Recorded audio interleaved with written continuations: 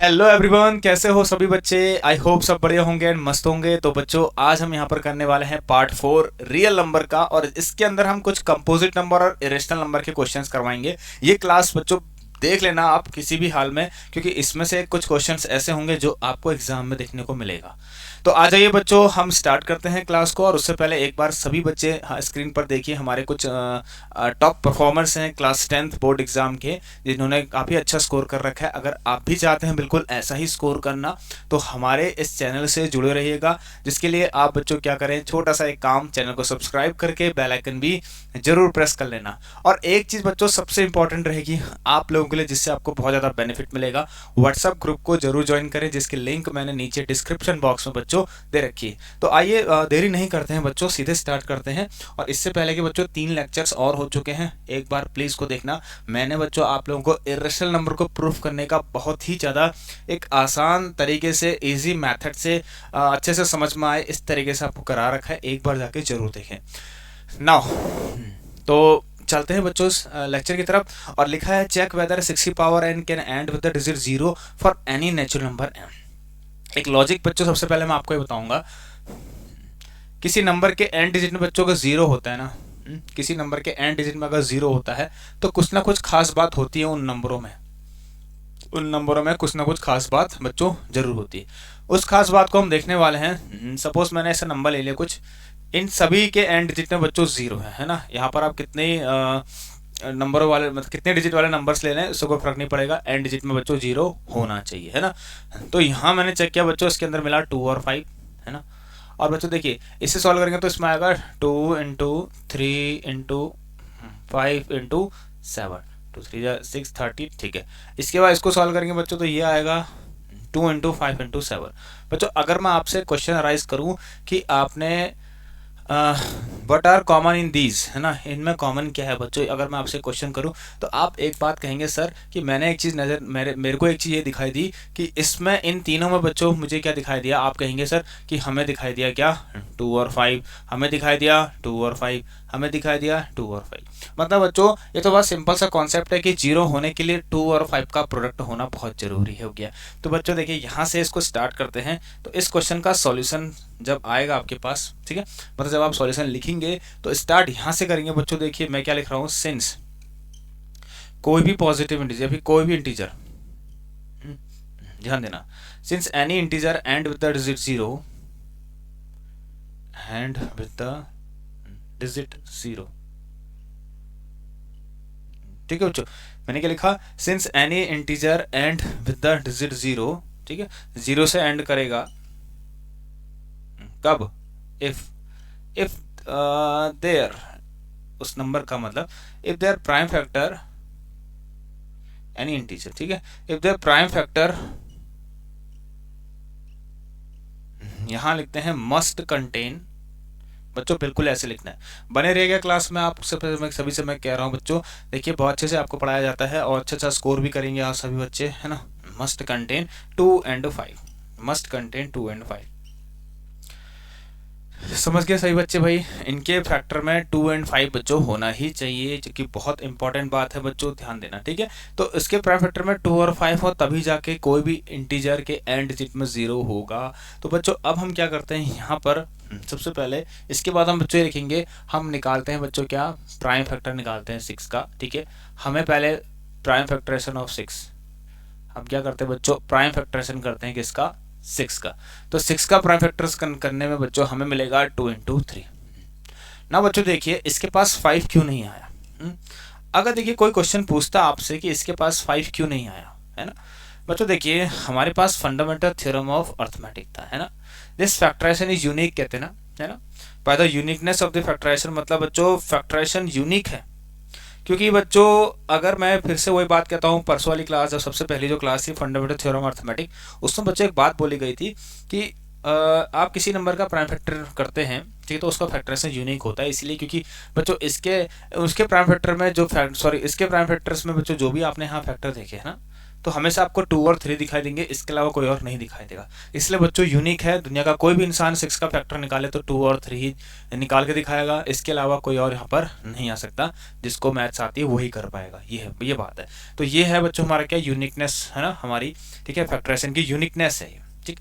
तो इसको उतना लिखने की जरूरत नहीं है, बट आप ध्यान सुना, यहाँ पर है बच्चों पावर n, मतलब तो इसके जब 6 के फैक्टर में 2 और 3 है तो 6 की पावर n के फैक्टर में क्या 5 आ सकता है? ये देखिए, क्या ऐसा पॉसिबल है? बिल्कुल भी नहीं है सर, क्योंकि बच्चों n हमारा बिलोंग कर रहा है एक नेचुरल नंबर को, पहली बात तो यहाँ पर n बिलोंग कर रहा है नेचुरल नंबर को, n बिलोंग्स टू n, इसका मतलब होता है बच्चों बिलोंग्स टू, ठीक है। तो चाहे तो आप लिख सकते हो। इसके बाद यहाँ पर बच्चों ये हुआ, एंड ये बच्चों पावर एक तो हमको पता है ना, a इंटू बी की पावर है, हमने क्लास 9 में पढ़ा है। तो बच्चों n अगर मैं नेचुरल नंबर का मतलब बच्चों क्या होता है, नेचुरल नंबर क्या होता है 1 2 3 एंड सो ऑन, ऐसे चलते रहते हैं। तो 1 2 3 अगर मैं n के लिए यहाँ कुछ भी रख दूँ बच्चों, कभी भी 5 नहीं मिलने वाला, चाहे आप n को यहाँ 100 लिख लो, चाहे n के लिए यहाँ 5 रख लो, क्योंकि n अगर 5 आ गया तो 2 को 5 बार लिखना पड़ेगा और 3 को भी 5 बार लिखना पड़ेगा, लेकिन 5 कभी नहीं आएगा, क्योंकि ये है हमारा फंडामेंटल थ्योरम ऑफ अर्थमेटिक, है ना। तो यहाँ पर लिखना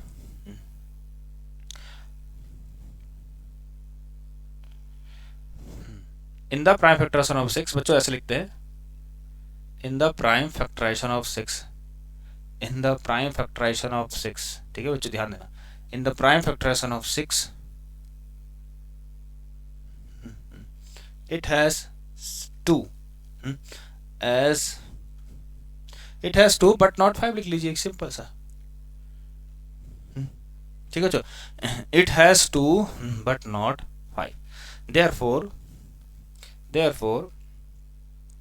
6 की power n cannot end with the digit 0, cannot end with the digit 0, with the digit 0, बिल्कुल ऐसा लिखेंगे बच्चों, मार्क्स मिलेंगे 101% पूरे मार्क्स मिलेंगे, ठीक है बच्चों। तो ये वाली बात बच्चों ध्यान में रखना, ठीक है। आई होप आप समझ गए होंगे। अब इस तरह का कोई भी क्वेश्चन आता है इजीली बच्चों उसको कर लेना, बहुत आसान चीज़ है। अगला कंपोजिट नंबर की कुछ कहानी फिर से आ गई एक बार और, है ना। तो आई थिंक मुझे ऐसा लगता है समझ गए होंगे सब बच्चे इसको। चलिए now I am going to rough this. अब देखिए बच्चों नेक्स्ट क्वेश्चन में क्या लिखा हुआ है, ध्यान देना बच्चों, ठीक है। क्वेश्चन क्या रहा है बच्चों, एक देखिए आपके पास ना composite number y 6 7 into 11 to 13 plus 13 composite number, ये क्यों है? y 7 into 11 into 13 plus 13, ये कंपोजिट नंबर क्यों है ये बताना है बच्चों, ठीक है। अब ध्यान सुनना बच्चों, देखिए एक्चुअल में कंपोजिट नंबर क्या होता है, जिसके पास 2 से ज़्यादा फैक्टर होते हैं इंक्लूडिंग 1।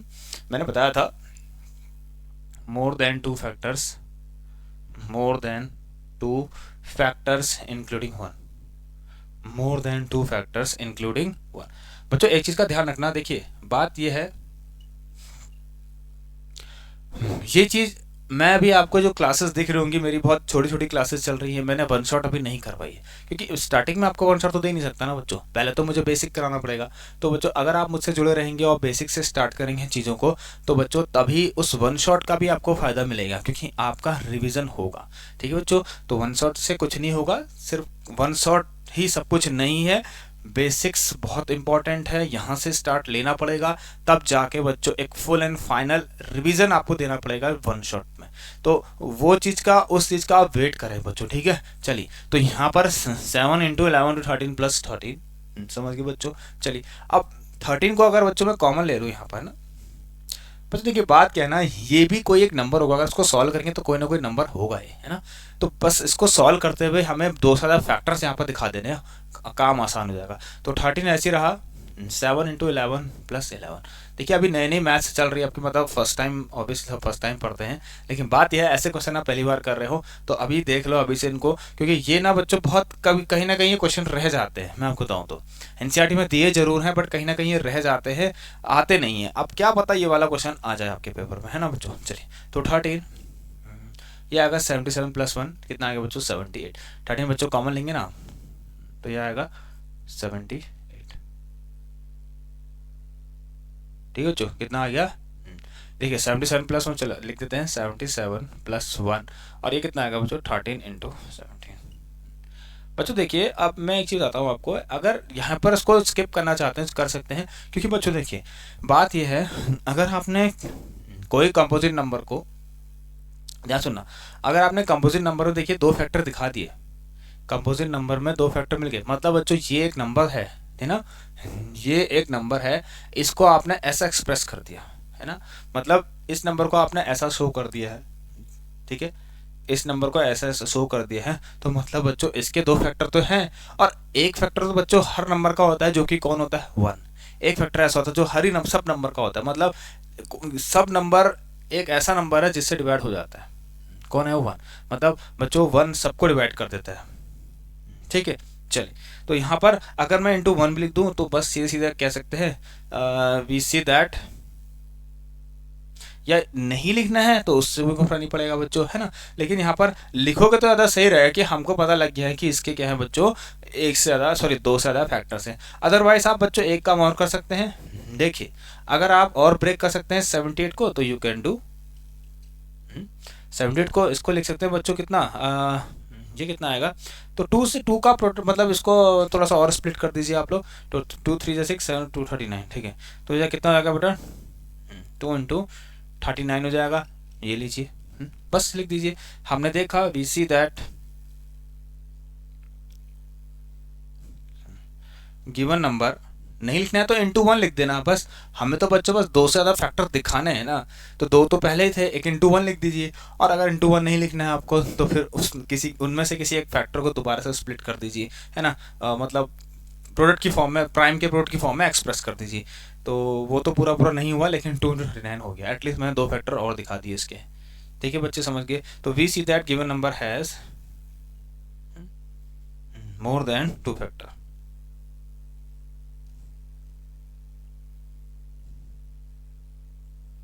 ठीक है जो, मतलब 78 को 2 × 39 कर दिया, अब चाहो तो इसको भी 39 होता है, 3 × 39 लिख सकते हो, कोई फर्क नहीं पड़ेगा, है ना। चलिए, more than two factor, therefore 10 जो भी है it is a composite number, इसलिए क्या हो गया, ये कंपोजिट नंबर हो गया, ठीक है बच्चों। Now moving to the next question, और अब हम बच्चों इसके साथ एक क्वेश्चन और यहाँ पर ऐड हो रखा है, ये आप खुद से कर लेंगे, ऐसे ऐसे ही इसमें बच्चों आप 5 को कॉमन ले लेना, दो से ज़्यादा फैक्टर दिखा देना, बस यहीं पर छोड़ देना, इसको इतने में छोड़ देना, और यहाँ पर इंटू वन लिख देना, फिर नीचे कहानी लिख देना थोड़ी सी, क्योंकि गिवन नंबर के पास दो से ज़्यादा फैक्टर हैं, दस it is a composite number है, फिर therefore it is a composite number, hence ये हो जाएगा बच्चों, प्रूव्ड हो जाएगा।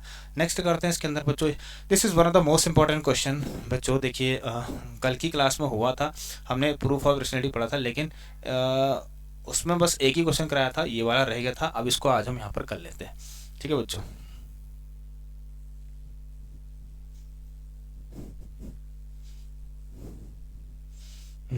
बच्चों देखिए, वेरी इंपॉर्टेंट, जब भी बच्चों रेशनल और इरेशनल के सम के क्वेश्चन आ रहे हों और कहा जाए कि इनको प्रूफ करिए कि इरेशनल है, तो बच्चों ध्यान सुनना, एक नंबर इसमें ऑलरेडी आपने जो प्रूफ कर दिया, जैसे प्रूफ में ये आ रहा है कि सो दैट कि 3+5√2 एक इरेशनल नंबर है, ये प्रूफ करो कह रहा है ना, 3+5√2 के लिए बच्चों, इसमें ये क्या है, रैशनल है, और ये क्या बच्चों, इरेशनल है, क्या है बच्चों, ये रैशनल है और ये इरेशनल पार्ट है ना बच्चों। देखिए यहाँ पर क्वेश्चन रैशनल प्लस इरेशनल का है, जो कि वैसे तो हमें क्लास 9 के अकॉर्डिंग ये बच्चों कुछ प्रॉपर्टीज थी जो हमको याद थी पहले से, कि रैशनल और रैशनल मिलकर ये बना देंगे बच्चों, इरेशनल बना देंगे, हमें पता है, लेकिन अब बच्चों देखिए यहाँ पर कॉन्ट्रडिक्शन मेथड यूज करना ही पड़ेगा, जो कि चल रहा है अभी तक, है ना। तो इसके अंदर बच्चों देखिए, यहाँ पर पहले जब इसका सॉल्यूशन स्टार्ट करेंगे बच्चों, सबसे पहले आपको लिखना है कि वी नो दैट,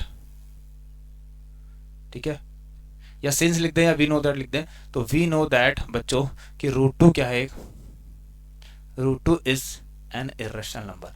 बच्चों बात क्या है ना, मैं बताता हूँ, देखिए बात ये सिंपल है, बहुत बच्चे घबरा रहे हैं, मैं कहूँ ऐसा ही आपसे कि बच्चों सिर्फ एक चीज दुनिया में ध्यान सुनना बच्चों, कभी भी कोई क्वेश्चन सॉल्व कर रहे हो, कभी भी कोई क्वेश्चन सॉल्व कर रहे हो, देखिए आपको बस क्या करना है बच्चों, कोई एक मेथड को अपने दिमाग में रख लीजिए, उसको पकड़ लीजिए अच्छे से, और उसी को फॉलो करते जाइए, है ना, फिर कोई कैसा ही क्यों ना बता रहा हो, नहीं सुनना है बच्चों, सिर्फ जो आपने सीखा है, जो आपके दिमाग पे कैच हो गया है, जो आपको आ गया है ना, जिसे आप कभी भी कर सकते हो, है ना बच्चों, तो वही मेथड आपको यूज करना है हमेशा, मतलब बस जो मैं समझा रहा हूँ बस इसको ध्यान दीजिए, है ना।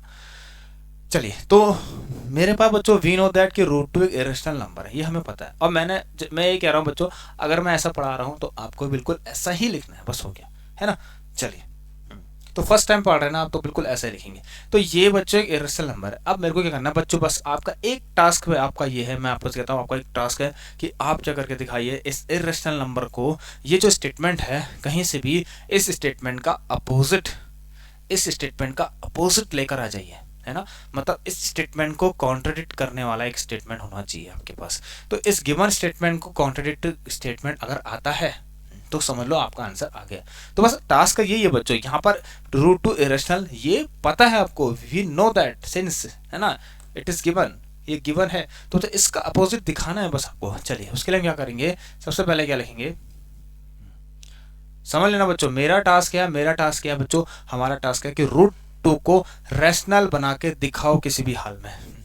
रूट टू को रेशनल बना के दिखाओ। क्या बात कर रहा हूँ मैं सर, कैसी उल्टी बातें कर रहे हो, कह रहे होंगे ना। देखिए अभी मैं उल्टी बात नहीं कर रहा हूँ, बिल्कुल सही बात कर रहा हूँ, बनेगा। लेट अस अज्यूम दैट,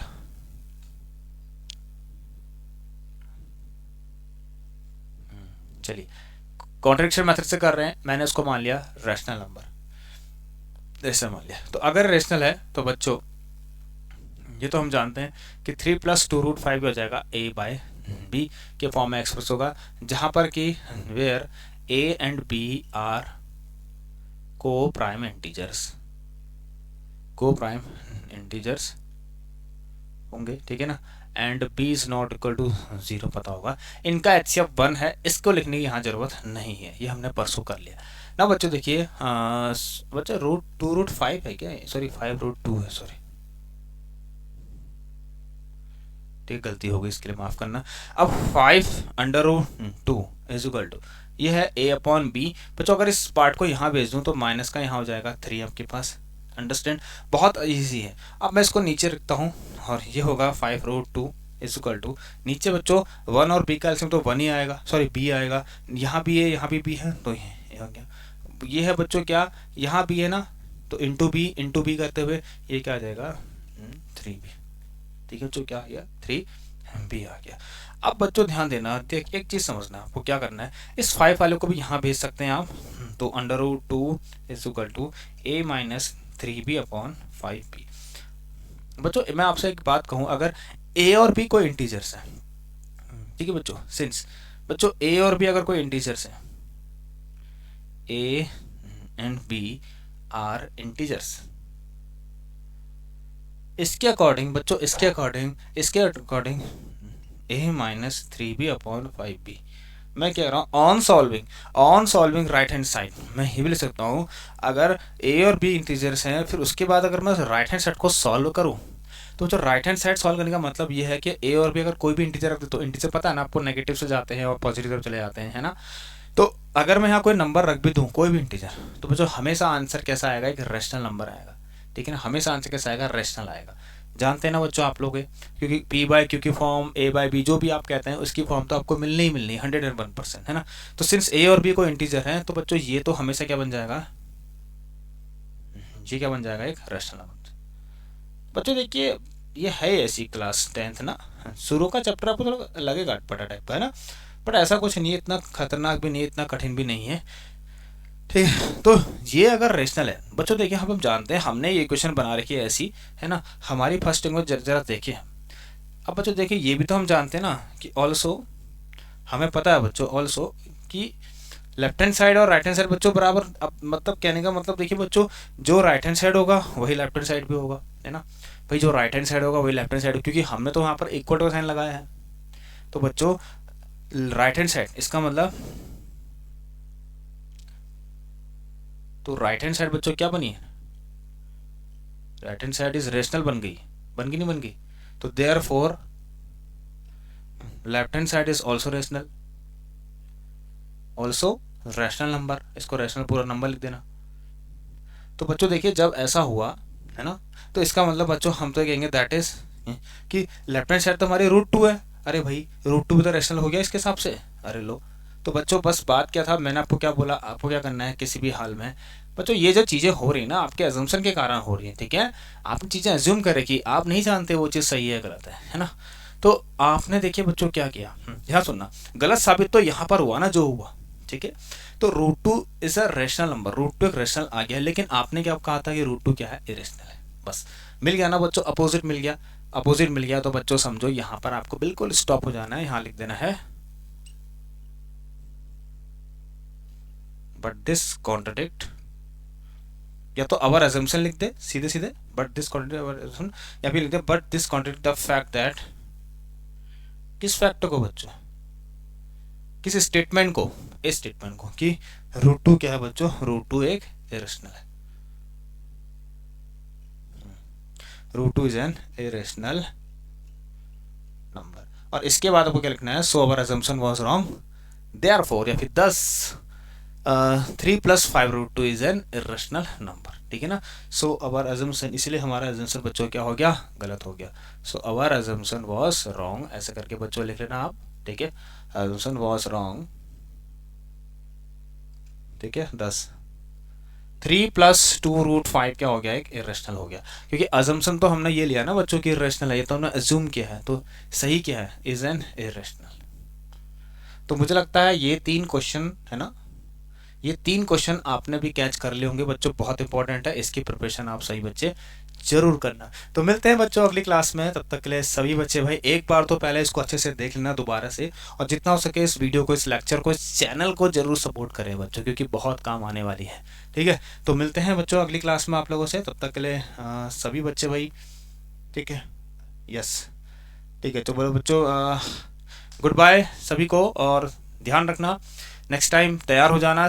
ये जो क्लास है, पहले तो मैं आपको बताता हूँ, ये क्लास आपको 7 बजे देखने को मिलती है शाम को, ठीक है। तो सही बच्चे भाई शाम के 7 बजे तैयार होना क्लास को देखने के लिए। सो टेक केयर बच्चों, गुड बाय।